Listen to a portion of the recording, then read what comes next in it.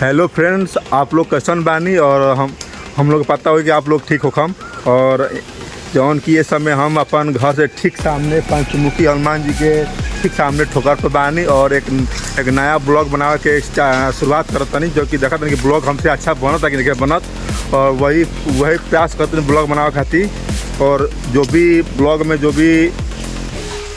भी से गलती हुई हमके एक ब्लॉगर समझ के माफ़ करम जा। और जो उनकी बोले भी ना होत बा, बोले के प्रयास तो नहीं कैले, वे बोले के प्रयास करता नहीं।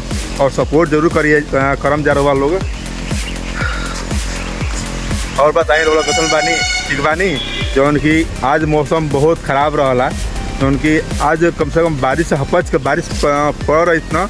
तो जितना किसान लोग भैया लोग बाड़ा ना, जो मसूरी गेहूँ जो बोलो खियन लोग और नुकसान जाए, लेकिन शायद आज मौसम ठीक हो गया।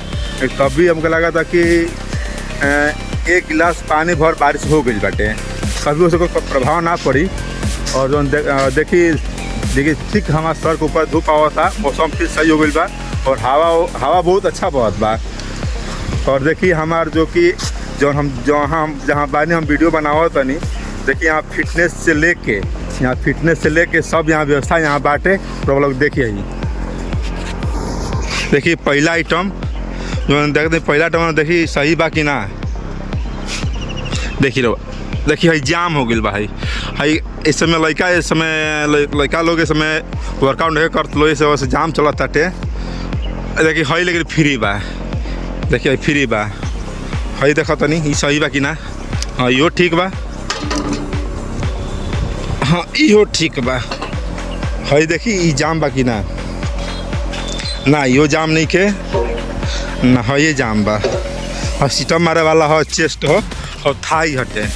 कुल मिलाई के कितना आइटम बा, 1 2 3 4 5 6 आइटम बा यहाँ पे।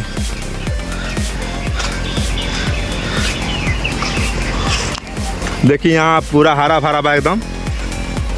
देखिए यहाँ हम देखिए यहाँ पर हमारा के बाटे फूल बा। देखिए फूल कितना मस्त दम लहलाइल बाटे, एकदम पियर बाटे। एके ही अड़हुल के फूल बोला जला के, हाँ अड़हुल के फूल बोला जला के। और वीडियो अच्छा लगी तो लाइक जरूर करम और सब्सक्राइब करम, कमेंट करम।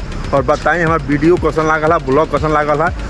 ब्लॉग अच्छा लागल हो तबो लाइक करम, ना लागल तो तबो लाइक करम, दोनों करम। तभी देखिए भाई लोग कितना सपोर्ट बा हमारे प्रति।